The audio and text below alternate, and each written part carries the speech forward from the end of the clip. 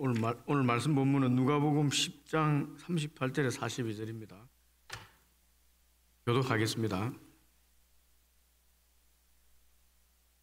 그들이 길 갈 때에 예수께서 한 마을에 들어가심에 마르다라 이름하는 한 여자가 자기 집으로 영접하더라.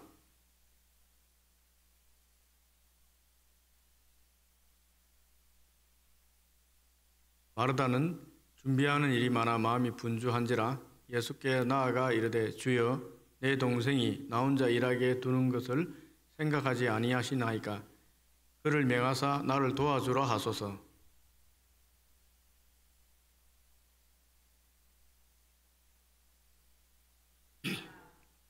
같이 읽겠습니다. 몇 가지만 하든지 혹은 한 가지만이라도 족하니라. 마리아는 이 좋은 편을 택하였으니 빼앗기지 아니하리라 하시니라.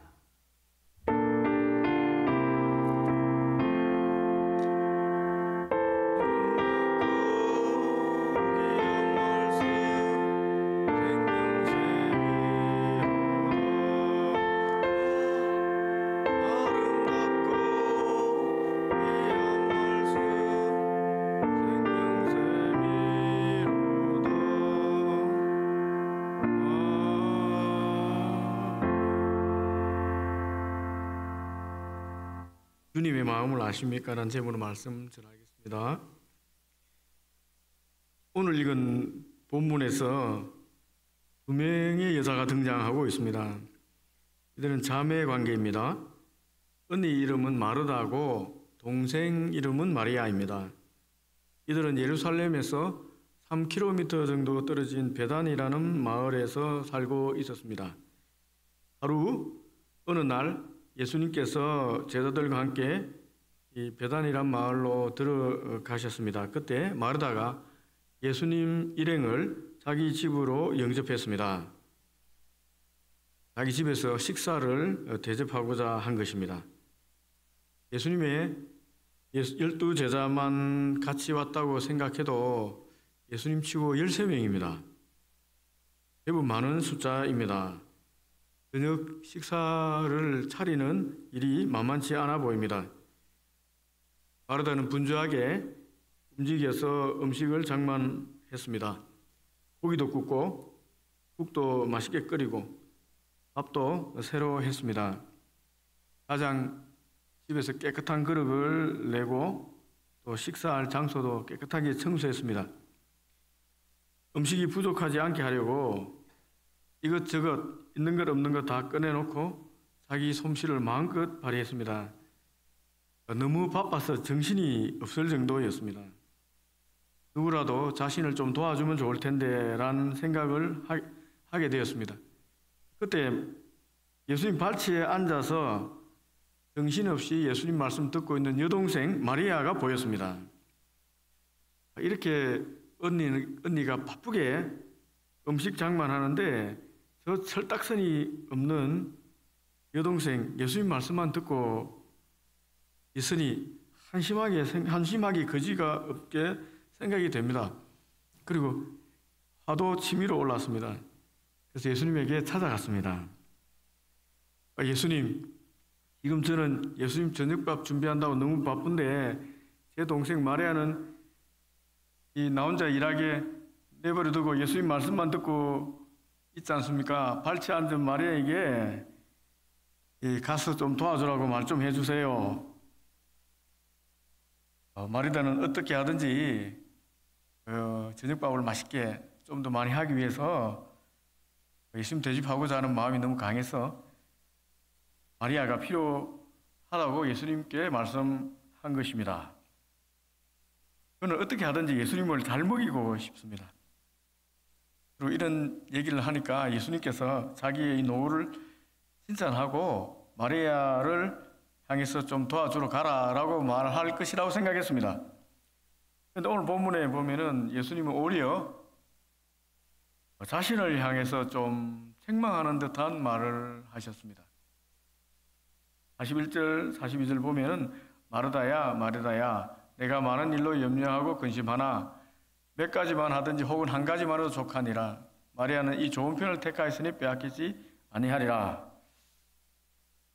왜 예수님께서는 이 마르다 열심히 일하는 것에 대해서 점수를 좀 많이 주지 않고 이 마리아 여동생, 예수님 말씀만 듣고 있는 여동생만 좀 칭찬하는 듯하게 무한 점수를 주는 것 같이 말씀하실까요, 여러분? 우리가 이 문제를 한번 좀 살펴보면 좋겠습니다. 우리도 교회 일 하는데 예수님께서 열심히 하는 우리에게 무한 점수를 안 줄 수도 있잖아요. 그리고 우리가 생각할 때 별로 열심히 안 하는데 예수님께서 무한 점수도 줄 수 있거든요. 그러니 우리가 한번 이 문제에 대해서 좀 한번 고민해 보고자 합니다. 지금 예수님께서는 십자가를 지기 위해서, 감당하기 위해서 예루살렘으로 올라가다가 이 베단에 있는 마르다 집에 잠깐 들린 것입니다. 예수님께서 십자가 길을 가고 있는 그 도중에 들린 거예요. 우리 예수님 주님의 마음은 좀 어떻겠습니까?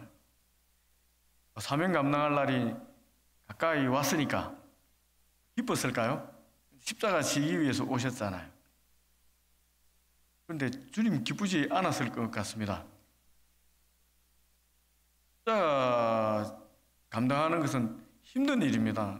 고통스럽고 너무 다 마음이 아픈 일입니다. 육체적 고통도 엄청난 일입니다. 십자가 진다는 것은 죽는다는 것이거든요. 조롱과 수치도 당해야 되는 일입니다. 죽음은 실제입니다. 우리가 십자가 길 간다, 사실은 우리가 죽으러 간다 이 말이거든요. 죽음은 실제입니다. 그래서 예수님 잡히기 전 겟세마네 동산에서 제자 3명에게 자신이 괴로워 죽게 됐으니까 자기를 위해서 좀 기도해 달라고 요청하셨습니다.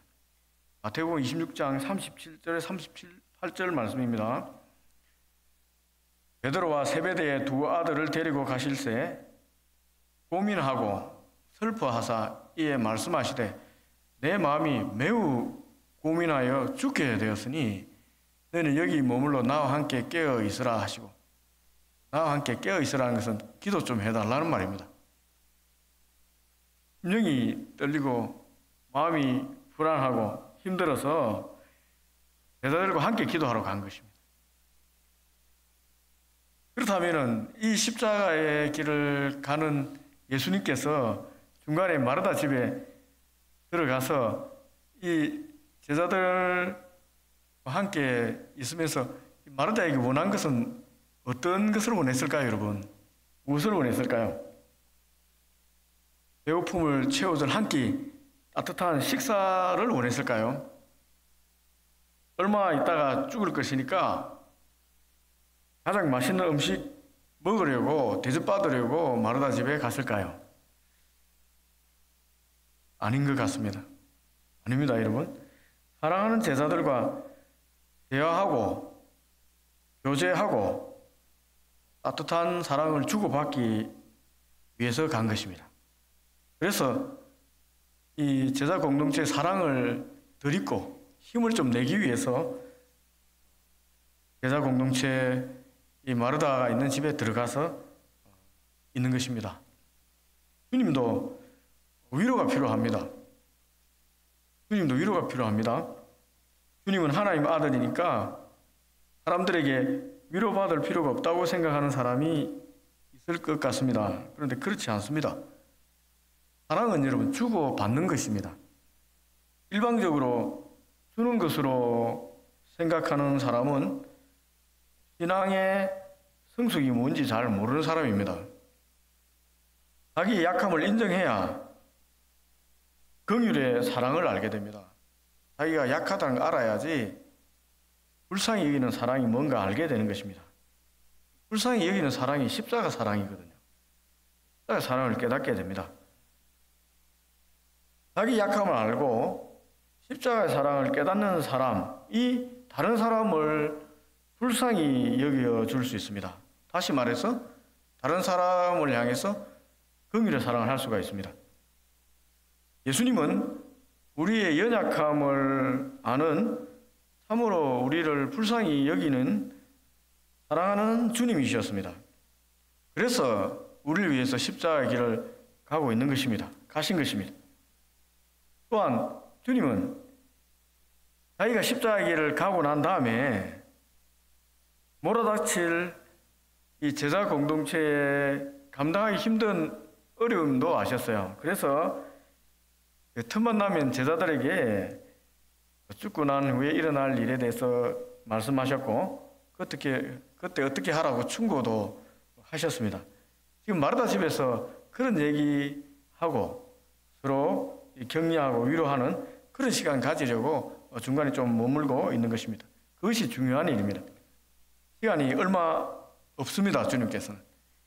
주님에게 지금 중요한 것은 먹는 것이 아니었습니다. 여러분, 또 아무리 맛있는 음식이라고 해도 목에 넘어가지 않을 때가 있습니다. 여러분. 문제일까요, 여러분? 학생들 같은 경우는 내일 기말고사 시험이면은 그 전날에는 아무리 맛있는 거 줘도 잘 목에 안 넘어갑니다. 공부가 안 돼 있기 때문에 불안하기 때문에 잘 안 넘어갑니다. 물론 우리 청년들 보니까 예 있는 청년도 있습니다. 시험 결과에 자유로운 청년들은 마음 놓고 먹고 잠도 잘 자는 것 같습니다. 저도 대학 살면서 제일 밥이 안 넘어갔을 때가 있습니다. 군대 입대하기 전날 친구하고 제가 이제 강원도 춘천 백이보 충대에 입대했는데 강릉에서 하루 지냈습니다. 강릉에 들어서 맛있는 춘천 닭갈비 그리고 이 막국수를 시켜서 먹었습니다. 처음 먹을 때는 정말 맛있게 먹는데 갑자기 다음날 입대한다고 생각하니까 밥맛이 없어졌어요. 예, 목이 넘어가지 않는 거예요. 그래서 그냥 숟가락 넣고 잠자러 갔습니다. 친구들하고 얘기하고 또 한 번 목이 안 넘어간 것은 저는 먹는 거 좋아하는데 군대 이등병 훈련 마치고 나서 어머니가 이제 형님하고 같이 강원도까지 이제 면회를 오신 것 같습니다. 그때 이제 하루 외박을 한 것 같은데요, 기억에. 그때 어머니께서 직접 이제 포도를 이제 상자채 사서 즙을 내서 포도즙을 가지고 오셨어요. 너무 맛있는데 다음날 복귀한다 생각하니까 또 맛이 떨어지는 거예요. 복귀한다 생각하니까 넘어가지 않는 그래 한 절반쯤 난가가 났습니다. 복귀한 후에 그것이 생각나서 얼마나 먹고 싶었던지. 그때 생각에 다음날 복귀해야 되는데 이거 먹는 것보다 사랑하는 어머니하고 그리고 형님하고 가족들끼리 사랑에 대하는 것이 더 귀하고 좋았습니다. 그 대하는 도중에 어머니 사랑을 느끼잖아요. 이등병 때 얼마나 힘듭니까? 내가 돌아가야 할 가정이 있고 사랑하는 가족이 있다. 이런 것들을 느끼면서 참 큰 위로를 받았습니다. 그 사랑이 제가 힘든 군 생활을 잘 견디게 하고 제대하게 만들었습니다. 주님도 이런 마음 아니었을까요, 여러분? 십자가를 지기 전에 사랑하는 제자들 집에 앉아서 말씀도 나누고 서로 대화하면서 사랑을 나누는 그 일을 하고 싶었을 것 같습니다. 그 일을 하고 있는 거예요. 좋은 음식, 맛있는 요리보다는 공동체, 사랑의 공동체의 교제, 위로가 나누고 싶은 그것이 예수님 마음 아닐까요, 여러분? 그런 점에서 이 마리아는 주님의 마음을 잘 아는 제자였습니다. 마리아가 주님의 마음을 잘 아는 것 같아요.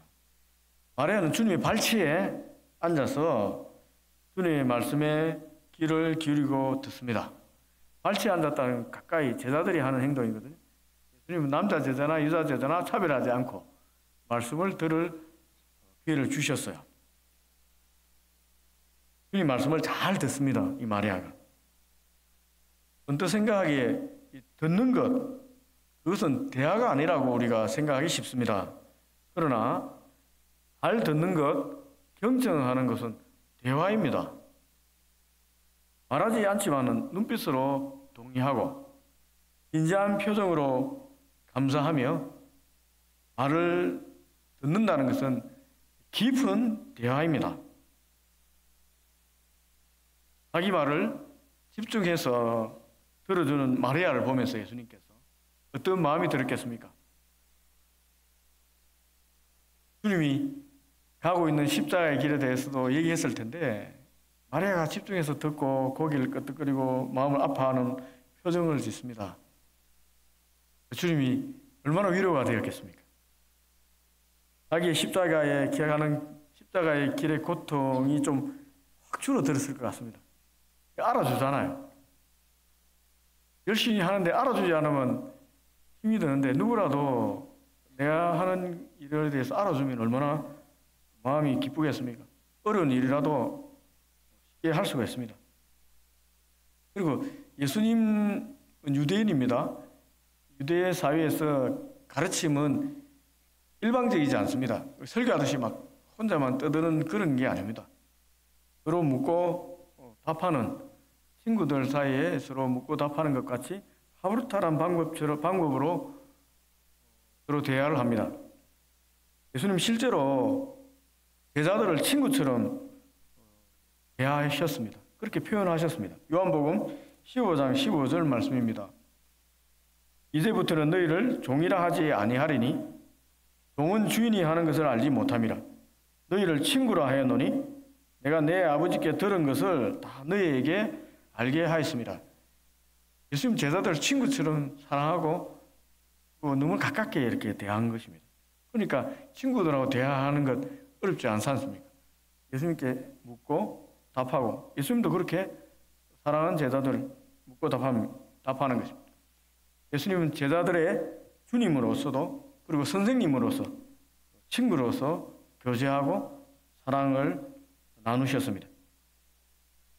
그러면 세상에 염려와 걱정을 내려놓을 수 있는 이 사랑의 공동체, 주님과 함께하는 이 제자 공동체, 얼마나 행복할까요, 여러분?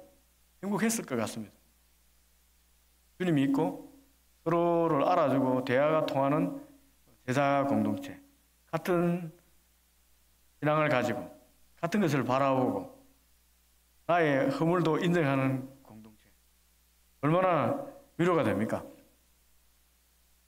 서로의 실수도 얘기할 수도 있고 서로의 아픔도 얘기할 수도 있고 그리고 서로 말도 안 되는 비전도 나눌 수 있는 것, 이 마르다 집에 있는 예수님 제자 공동체입니다. 예수님은 서로를 위해서 격려도 하고 웃고 우는 대화 속에 이곳에 하나님 나라의 기쁨이 임하는 것입니다. 그곳에 있기를 모든 제자들이 원하지 않겠습니까? 예수님도 이 사랑의 공동체에서 큰 위로를 받는 거예요. 십자가를 질 수 있는 힘도 여기서 얻는 것입니다. 그런데 이 마르다 집에 모인 주님과 제자들의 사랑의 공동체 안에 속하지 않는 인물이 한 명 있었습니다. 이 집주인 마르다입니다. 그녀는 주님의 저녁 식사를 책임져야 됩니다. 제자들 식사도 책임져야 됩니다. 그래서 부엌에 있습니다. 정신없이 일하고 있습니다. 예수님 혼자 왔으면 간단하게 좀 차릴 수 있는데 제자들도 같이 왔으니 이것저것 차리느라고 눈꽃 뜰 새 없이 바쁩니다. 그러니까 이 모임에 참가 못하는 거예요. 제 아내는 김해 대동 농사 짓던 시골 처자라서 그런지 이 전통적인 잔치상 차리는 것 보고 자랐기 때문인지 제 생일이라 부모님 생일 되면 꼭 나물 3가지를 만들어 냅니다. 다음은 얼마나 귀찮겠습니까? 저는 사실 그런 거 필요 없습니다. 나물 좋아하지 않거든요. 그래 해주니까 어쩔 수 없이 먹습니다. 제 딸들도 그렇습니다. 우리 어린아이들 나물 좋아하겠습니까? 물론 저희 부모님들은 좋아하십니다. 너무 수고가 많았다고 말을 합니다. 며느리가 고생해서 좋은 거 차려왔지 않습니까? 이렇게 말합니다. 이렇게 나물까지 하다니 정말 수고가 많았구나.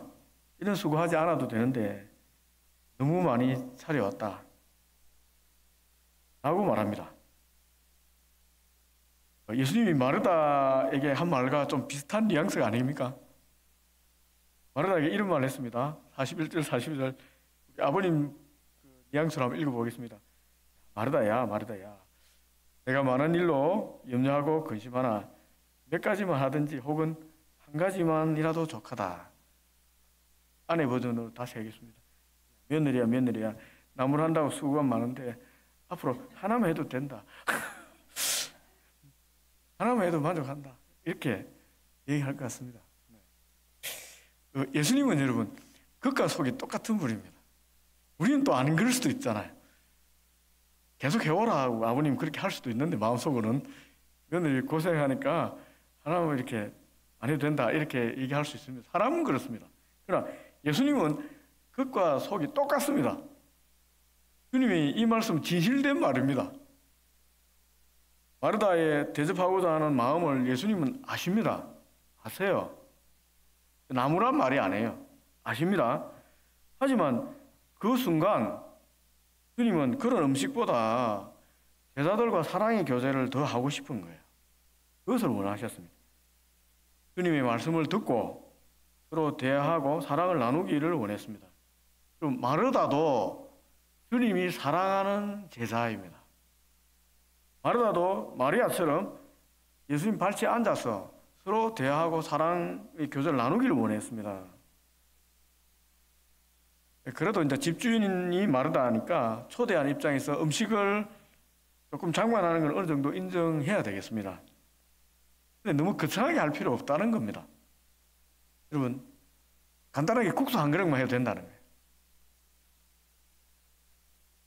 라면이 좋으면 라면 한 그릇 해도 됩니다. 그래도 예수님 초대해놓고 좀 너무하다. 그러면 우리가 좋아하는 라면에 고복민 김밥 한 줄 더하면은 그게 바로 금상첨화입니다. 행복한 저녁상이 되는 겁니다. 이렇게 누가 또 우리가 목사님 정명 목사님 새로 부임하셨다고 이제 또 신방을 할지도 모르고 한데 너무 어렵게 생각하지 마시고 국수 한 그릇 내도 우리 목사님 만족하실 것 같고 안 내면 더 좋아하실 것 같고 또 미안하면 라면에 김밥 한 줄 주면은 너무 좋아하실 것 같습니다. 그러니까 이게 이제 예수님 마음이 이런 거예요. 김밥 하나도 괜찮아. 그냥 와서 그냥 이렇게 우리 서로 교제하자. 이제 이 말입니다. 그렇다면 여러분, 같은 자매입니다. 언니 동생입니다. 마르다와 마리아 같은 자매인데 예수님을 섬기는 방법이 왜 이처럼 이렇게 다를까요? 너무 다르잖아요. 성격과 기질이 너무 다르기 때문에 그럴까요?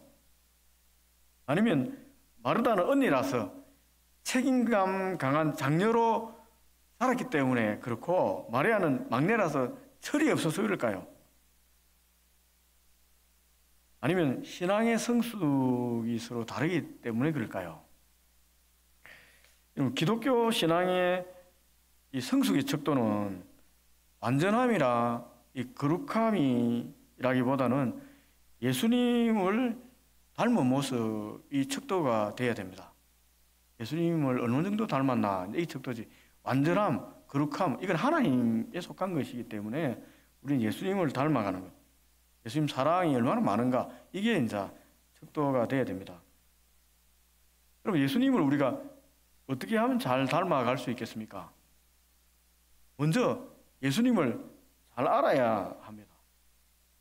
예수님 잘 알기 위해서는 예수님 하는 말에 귀를 기울여야 됩니다. 그리고 예수님이 하시는 행동에도 주위에서 관심을 가지고 봐야 됩니다. 왜 예수님은 들을 때 저런 말씀을 하실까? 왜 예수님은 저런 행동을 하실까? 우리가 고민해야 됩니다. 결국 주님의 마음을 잘 아는 사람이 예수님을 잘 아는 사람이에요. 잘 알면 예수님을 닮아갈 수 있거든요.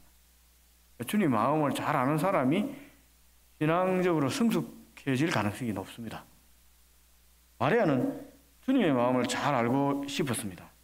그래서 주님의 발치에 앉았습니다. 그래서 말씀을 열심히 들었습니다.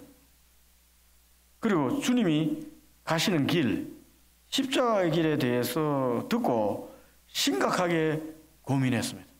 이 마리아는 진짜 심각하게 고민한 거예요. 그 십자가의 길이 정말 고통스럽고 힘든 길이라는 것을 깨달았습니다. 말로 하는 그 십자가의 길이 아니라 정말 죽으러 가는 것이라는 것을 이 마리아는 예수님 말씀을 깊이 있게 듣고 그대로 알게 된 거예요. 마음을 동의한 것입니다. 그래서 이 마리아는 자신도 주님의 십자가의 길에 동참하고자 결심했습니다. 마가복음 14장에 보면은 이 마리아는 300데나리온이나 되는 귀한 향유 옥합을 들고 와서 깨뜨려서 주님의 발에 붓습니다. 그리고 이 마리아의 긴 머리털로 예수님 발을 닦습니다.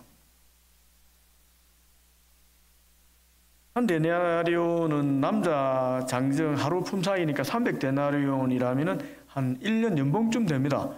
귀하고 매우 큰 이렇게 금액의 향유입니다. 그 모습을 보고 예수님 제자 공동체의 동괴를 맡고 있던 가룟 유다가 화를 냈습니다. 귀한 향유를 깨뜨려 향유를 팔아서 가난한 자에게 나누어 주지 않고 허비한다고 마리아를 몰아붙였습니다. 여러분, 주님의 발에 귀한 향유 붓는 것 낭비입니까? 허비입니까? 인간의 관점에서는 그럴 수도 있겠습니다. 하지만 주님은 다르게 보고 다르게 해석하셨습니다. 주님 마리아의 마음을 보시고 마음의 마음을 받았어요. 마리아도 마찬가지입니다. 주님의 마음을 아니까 자기의 귀한 것을 지금 십자가의 길을 가잖아요. 십자가의 길을 가는 건 죽으러 가는 거거든요. 그래서 자기가 이 귀한 것을 주님에게 드린 거예요. 예수님도 이 마리아의 이 마음을 아시고 받은 거예요. 주님은 마리아가 자신이 십자가 죽음의 길을 간다는 걸 알고 그 길에 동참하는 의미로, 즉 십자가에 죽은 후에 장례식을 미리 준비하기 위해서 귀한 옥합을 끼웠다고, 향유를 부었다고 제자들에게 말씀하셨습니다. 그런데 여러분, 이 마리아만 알았어요. 놀라운 것은 마리아만 예수님 마음을 알은 거예요. 남자 제자 12명은 주님 마음을 몰랐습니다. 남자 제자들은 예수님과 늘 붙어서 3년 동안 먹고 자고 뭐 이렇게 행동했는데 그들은 모르고 마리아라는 여자 제자만 예수님이 진짜 마음을 알았습니다. 이 남자 제자들은 엉뚱한 데 마음이 가 있었습니다. 가롯 유다는 돈께 마음이 가 있었습니다. 주님 몰래 그 돈을 훔쳤거든요. 그래서 돈에 관심이 가 있었습니다. 나머지 제자들, 특히 베드로와 세베대의 두 아들 야고보와 요한은 주님이 유대인이 왕이 되면은 서로 높은 자리 차지하려고 암종으로서 싸우고 있었습니다. 그들은 감투에 마음이 가 있었습니다. 주님의 마음에 관심이 없었습니다. 주님이 왕이 되면은 내가 한 자리 해야지. 자, 그 감투에 정신이 있습니다. 본문에 마르다는 주님의 배고픔에 관심에 가 있습니다. 주님 배 고플 텐데. 그래서 정신없이 열심히 요리하는 데만 집중합니다.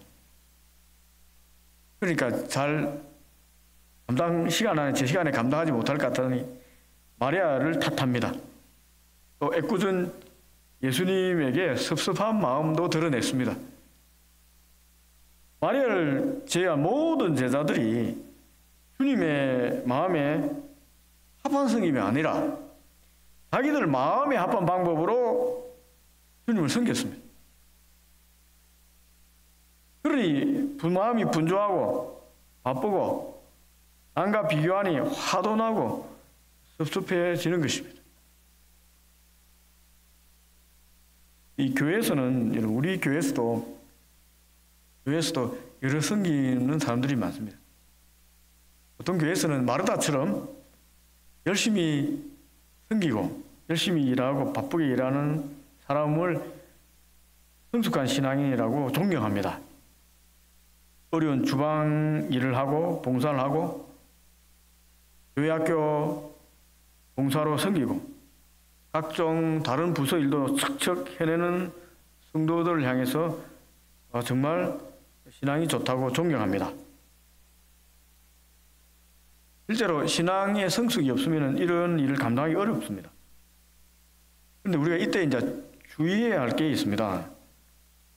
마르다처럼 일에 매몰되면은 주님의 마음을 놓칠 수 있다는 것입니다.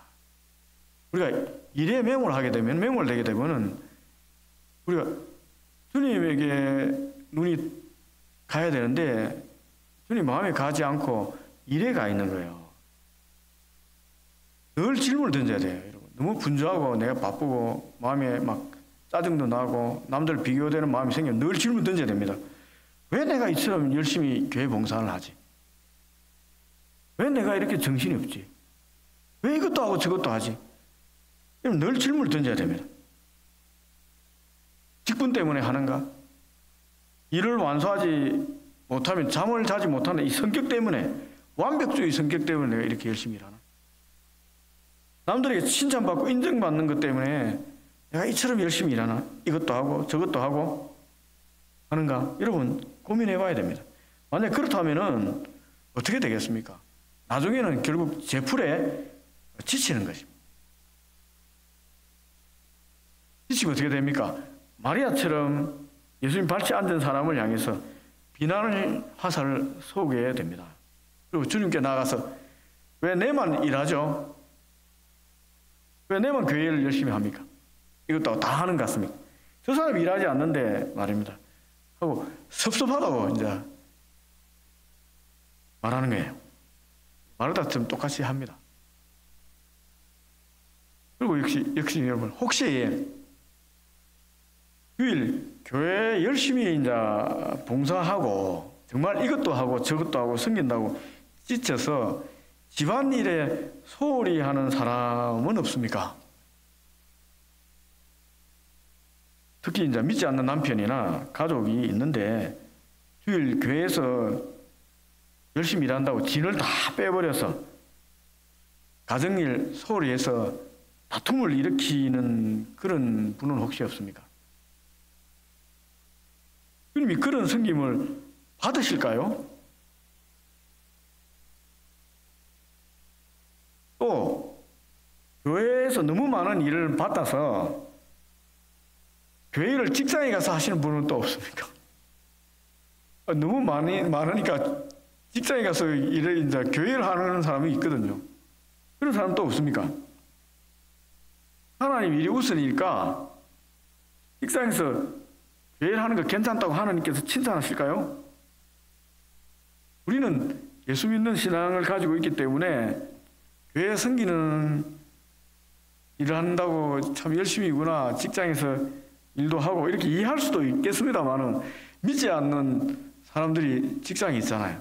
그런 사람들이 직장에서 교회를 하는 거 보면 뭐라고 생각하겠습니까? 믿지 않는 사람 냉정한 눈으로 쳐다봅니다. 교회 다니는 사람이 직장일이 충실하지 않고 교회를 한다면 그들이 손가락질 하는 것입니다. 누구의 손가락질 하겠습니까? 여러분에게 손가락질 아닙니다. 하나님한테, 예수님한테 손가락질 하는 거예요. 그럼 교회 일만 거룩한 건 아닙니다. 교회 일만 거룩한 일이라고 생각하는데 아닙니다. 가정도 거룩한 일입니다. 가정도 하나님이 셨잖아요. 그리고 하나님이 우리에게 허락한 직업도 거룩한 일입니다. 하나님이 허락했잖아요. 모든 직장은 거룩한 장소입니다. 내가 일하는 직장은 거룩한 장소입니다. 내가 하는 일은 거룩한 일입니다. 교회 목사들만 아닙니다. 교회 사역들 그렇지 않습니다. 지금도 하나님 주셨다고 생각하면 성직이 됩니다. 교회 일만 거룩하다고 해서 여러분 직장이나 가정일 하찮게 생각하면 안 됩니다. 너무 많은 교회 일 때문에 가정과 직장에 소홀할 것 같은 분이 있다면은 주님의 마음을 한번 잘 살펴보시고 가능하면 교회를 좀 내려놓으면 좋겠습니다. 너무 많이 할 필요는 없어요. 내가 지치고 짜증나고 화가 나고 막 이렇게 마르다처럼 너무 이렇게 하면은 좀 내려놓은 게 좋지 않겠습니까? 41절, 42절 주님이 여러분에게도 충고한다고 생각하고 한번 들어보시면 좋겠습니다. 저도 마찬가지입니다. 마르다야. 내가 많은 일로 염려하고 근심하나 몇 가지만 하든지 혹은 한 가지만이라도 좋겠다. 너무 이렇게 바쁘게 너무 이렇게 염려하고 걱정해서 짜증나고 이렇게 신앙생활 안 하면 좋겠다. 라고 이제 얘기하실 것 같습니다. 그 말씀을 냈습니다. 본문에서 주님이 원했던 섬김을 한 사람은 마리아였습니다. 우리 시대에 우리 교회 우리의 삶의 자리에서는 어떻게 섬기는 것이 주님을 기쁘게 섬기는 것일까요? 여러분 고민하면 좋겠습니다. 갑자기 우리 집에 여러분 집에 예수님이 찾아온다면 여러분 어떻게 섬기겠습니까? 마르다처럼 섬기겠습니까? 마리아처럼 섬기겠습니까? 아니면 여러분 방법대로 섬기겠습니까? 형태의 방법은 모두 다를 수 있습니다. 그러나 분명한 것은 우리의 섬김의 목적은 주님을 높이고 주님을 기쁘시게 해야 한다는 것입니다. 주님의 마음에 합하게 섬겨야 된다는 것입니다. 이 목적에서 벗어나는 섬김은 우리의 마음을 분주하게 하고 염려하게 만듭니다. 주님은 샬롬의 왕이라고 했습니다. 평화의 왕입니다. 주님을 섬기면서 우리 마음이 평화를 누리지 못한다면 우리의 섬김은 우리 위주의 섬김이지 주님이 원하는 섬김이 아닐 수 있습니다. 주님이 어떤 분이고 우리가 어떻게 섬겨야 할지 말씀을 깊이 있게 연구하시고 묵상하면 좋겠습니다. 그럼 복음서를 다시 깊이 있게 읽고 묵상하면 좋겠습니다. 그리고 성령의 도움을 구해야 됩니다. 성령이 아니면 어떻게 주님의 마음을 알겠습니까? 성령의 은혜가 아니면 우리가 어떻게 주님을 주로 섬길 수가 있겠습니까? 주님이 원하는 대로 섬기기 위해서 반드시 성령 하나님 도우심을 구하기 위해서 기도해야 됩니다. 기도함으로 주님의 마음을 알게 되거든요. 우리가 주님 뜻을 알고 작은 일부터 하나씩 섬길 때 주님은 여러분들에게 칭찬의 음성을 하실 것입니다. 마태복음 25장 21절 말씀입니다. 나라에 또다 착하고 충성된 종아, 내가 적은 일에 충성하였으며 내가 많은 것을 내게 맡기리니 내 주인의 즐거움에 참여할지어다. 그러면 큰 일을 하려고 하지 말고 적은 것 하나 하면 좋겠습니다. 큰 일 하지 말고 적은 것 하나 하시면은 하나님께 칭찬하죠. 온전한 마음으로 주님 원하는 것 적은 것 하나 하겠다고 결단하고 여러분 기쁨으로 하는 여러분 되면 좋겠습니다.